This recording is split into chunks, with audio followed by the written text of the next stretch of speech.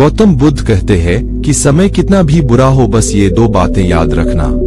एक बार एक बहुत ही दुखी व्यक्ति एक महात्मा के पास आकर कहता है, मैं अपने जीवन से बहुत दुखी हूँ। मैं अपनी बीवी, बच्चों और अपने परिवार को भी खुश नहीं रख सकता। मैं अपने लिए भी कुछ नहीं कर पा रहा।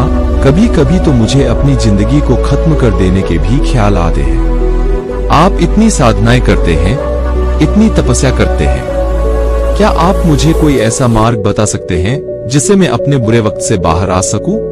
मेरा बहुत बुरा समय चल रहा है। 2 वक्त की रोटी का इंतजाम करना भी मेरे लिए बहुत मुश्किल हो गया है। अब आप ही बताइए कि ऐसे वक्त में मैं जिंदा रहूं तो कैसे रहूं? कैसे अपने परिवार को खुश रहूं? कृपया करके कोई साधारण सा तरीका बताने की अनुकंपा करें ताकि मैं आसानी से समझ सकूं, क्योंकि मैं बहुत पढ़ा लिखा नहीं हूं। अगर आप बड़ी बड़ी ज्ञान की बातें करेंगे तो शायद मैं कभी समझ भी नहीं पाऊंगा।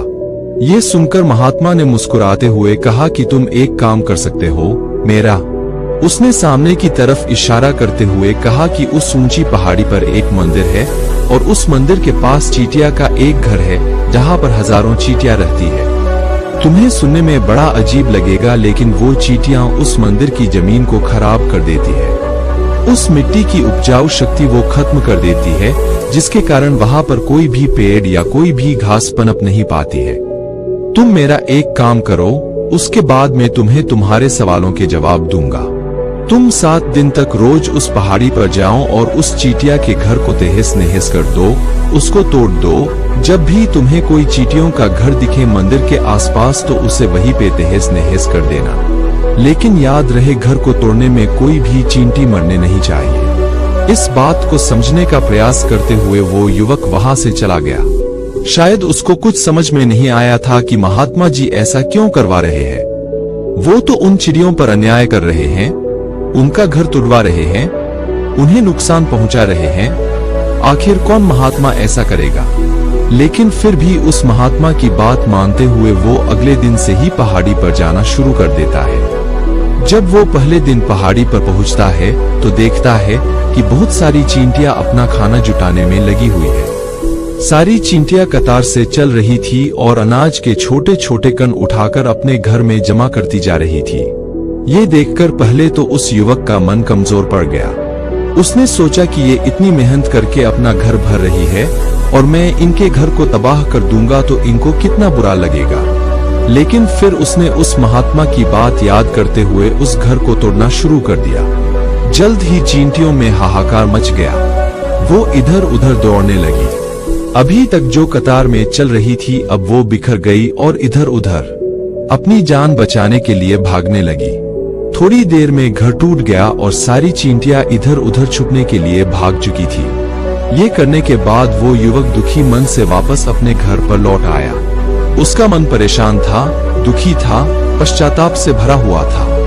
फिर उसने अपने बिस्तर में रात में लेटे लेटे ही सोचा कि अब तो उन चींटियों का घर तबाह हो चुका है। अब वह वापस जाने से क्या प्रयोजन है? अब क्या फायदा होगा?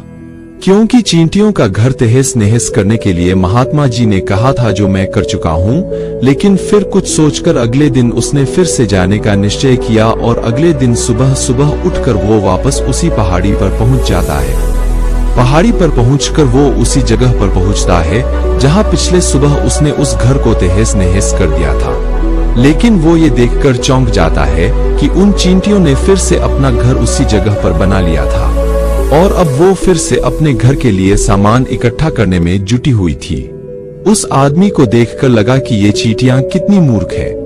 इनको पता है कि कल ही इनका घर इसी जगह पर तबाह किया गया है और उसी जगह पर उन्होंने अपना नया घर भी बना लिया। और ये सोचकर वो आदमी हंसने को हुआ, लेकिन फिर से महात्मा की बात याद करते हुए उसने उन चींटियों का घर फिर से तबाह करना शुरू कर दिया। फिर से उन चींटियों में हलचल मच गई और थोड़ी देर में वो चींटियां इधर उधर अपनी जान बचाने के लिए भागने लगी।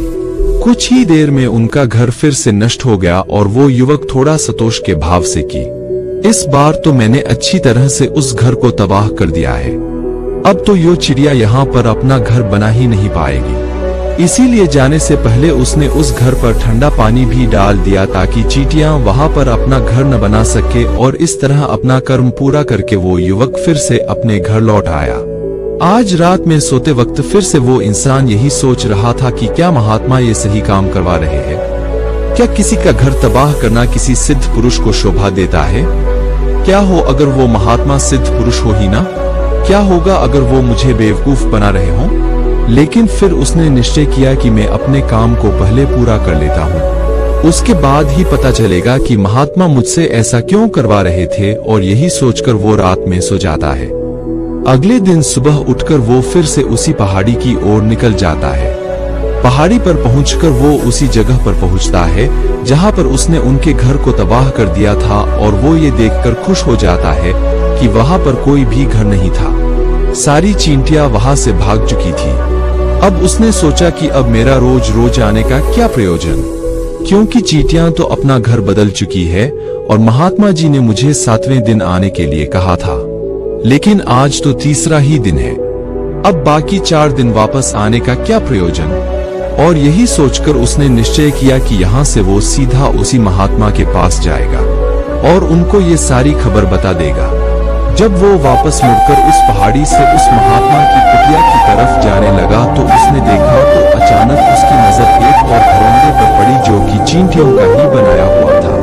मतलब कि वो घरौंदा चींटियों ने ही बनाया था और अब वो चींटियां नए घर में वास करती थी। ये नया घर उनके पुराने घर से थोड़ी ही दूरी पर था, और जब उसी युवक की नजर उस घरौंदे पर पड़ी तो उसने सोचा कि शायद महात्मा को पता था कि ये चींटियां अपना घर यहाँ से बदलकर किसी दूसरी जगह पर बना लेंगी, इसीलिए उन्होंने मुझे 7वें दिन आने के लिए कहा था। और ये विचार करके वो उसका नया घर भी तोड़ने के लिए पहुंच जाता है। जब वो वहां पहुंचा तो चींटियां उसी तरह अपने कार्य में लगी हुई थी। वो अपने लिए खाना इकट्ठा कर रही थी और अपने घर में जमा करती जा रही थी जो पुराना घर टूटा था। वहां भी अनाज के कारण बचे हुए थे और चींटियां वहां से भी अनाज इकट्ठा कर करके वापस अपने नए घर में ला रही थी। अब यहाँ पर फिर से युवक का मन थोड़ा कमजोर पड़ गया, क्योंकि वो खुद भी कमजोर था, खुद भी वक्त का मारा हुआ था। इसीलिए उसके मन में उन चींटियों के प्रति दया का भाव उमड़ रहा था। उनके ऊपर उसे दया आ रही थी। वो चाहता था कि उनकी मदद करे, लेकिन वो उल्टा उनको नुकसान पहुंचा रहा था। लेकिन उस महात्मा की बात को याद करते हुए उसने फिर से उस घर को तोड़ने का निश्चय किया, और उसने इस बार बड़ी ही सावधानी के साथ बिना किसी चींटी को कोई नुकसान पहुंचाए वो घर तबाह करना शुरू कर दिया। वक्त थोड़ा ज्यादा लगा, क्योंकि किसी भी चींटी को नुकसान न पहुंचाने की शर्त महात्मा ने पहले ही रखी थी। इसीलिए उसको बड़ी सावधानी के साथ उन घरों को तबाह करना था। लेकिन आखिरकार उसने उस घर को भी तबाह कर दिया, और उस घर को तबाह करने के बाद वो बड़े ही दुखी मन थे। इस बार वो पहले से भी ज्यादा दुखी था, क्योंकि उसने उनका नया घर भी तोड़ दिया था। वो उन चींटियों को बसने ही नहीं दे रहा था, और वो अब अपने आप को शैतान या दानव समझने लगा था।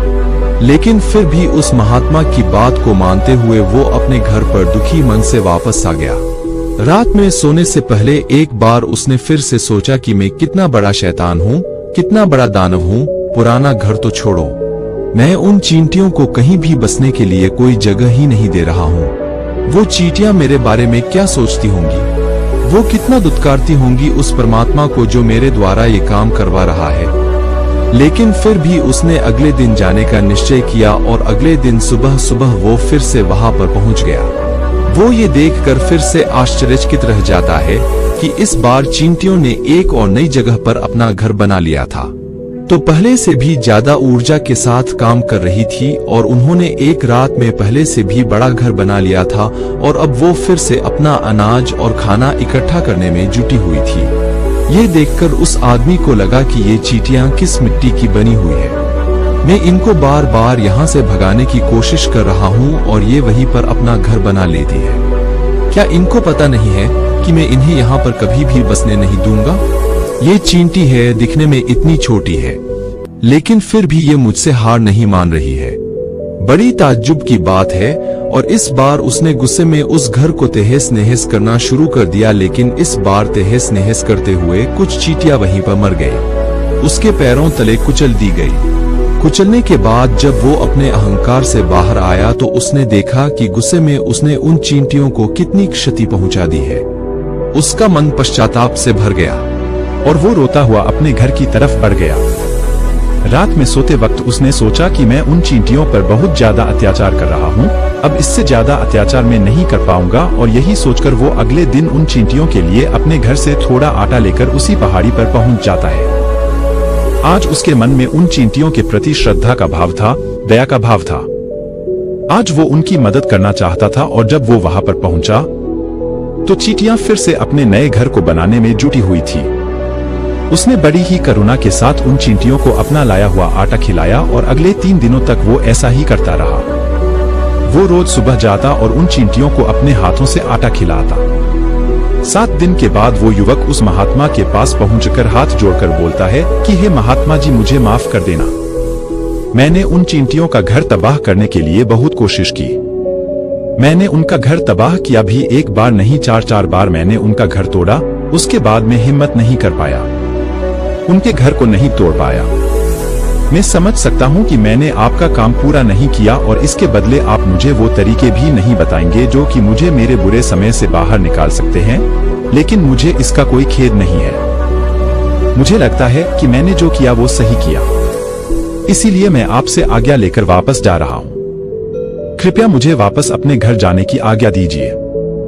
ये सुनकर महात्मा ने मुस्कुराते हुए कहा कि अरे बेटा, कहाँ चल दिए, रुको तो सही, जलपान तो कर ली, थोड़ी देर ठहर जाओ, उसके बाद चले जाना। और ये कहकर वो महात्मा उस युवक के लिए पानी लेकर आते हैं।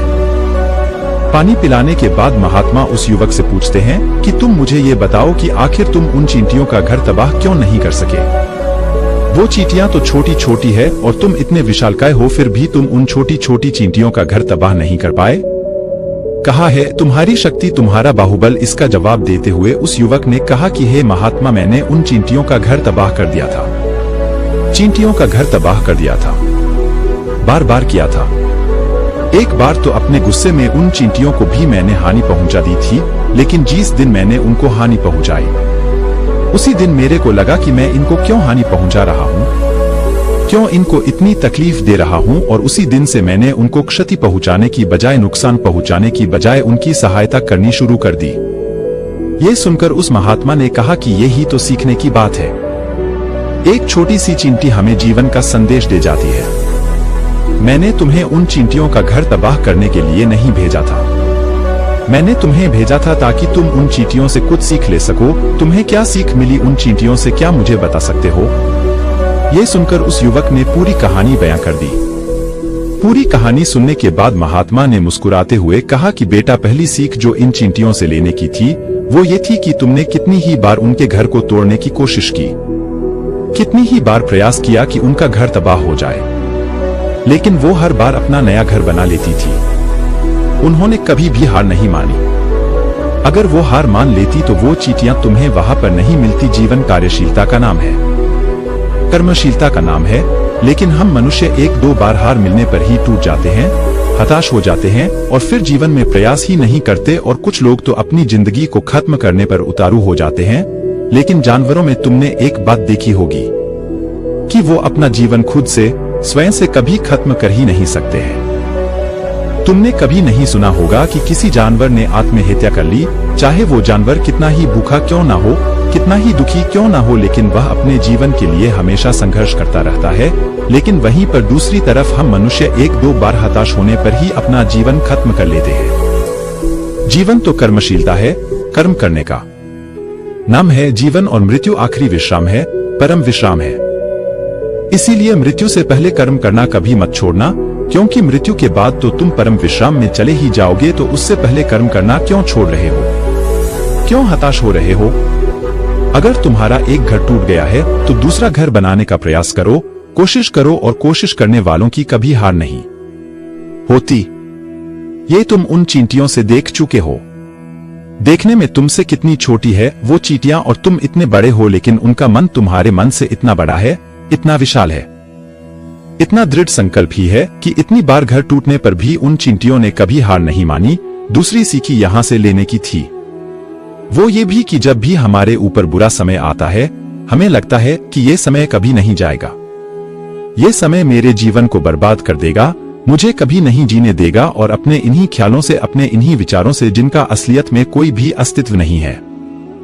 वो सिर्फ विचार है और वही विचार हमारे मन को दुखी कर देते हैं और इसीलिए हम प्रयास करना भी छोड़ देते हैं। लेकिन तुम खुद सोचो कि बार बार प्रकृति हमें क्षति पहुंचाएगी, नुकसान पहुंचाएगी, लेकिन कब तक पहुंचाएगी? अगर हम बार बार फिर से उठ के फिर से नया प्रयास करते रहेंगे तो प्रकृति भी हमारे सामने घुटने टेक देगी और वो भी एक दिन हमारे ऊपर दयावान हो जाएगी, कृपालु हो जाएगी और वो हमें सब कुछ देने लगेगी जिसकी हमने कभी कामना की थी। तुमने खुद देखा कि तुम उन चींटियों को तबाह करने के लिए पहुंचे थे, लेकिन बाद में तुम ही उन चिड़ियों को अनाज और आटा देने लगे। तुम ही उन पर कृपालु हो गए। क्यों हुए? क्योंकि तुमने देखा कि वो चींटियां हार ही नहीं मान रही है। इसी तरह अगर तुम भी अपने जीवन में कभी हार नहीं मानोगे तो एक ना एक दिन ये प्रकृति तुम्हें वो सब कुछ देगी जो तुम अपने जीवन में पाना चाहते थे। इसीलिए दो सीख याद रखना, कर्मशीलता कार्य करते जाना और दूसरा कि एक ना एक दिन प्रकृति तुम्हारी उस कर्म का परिणाम तुम्हें जरूर देगी।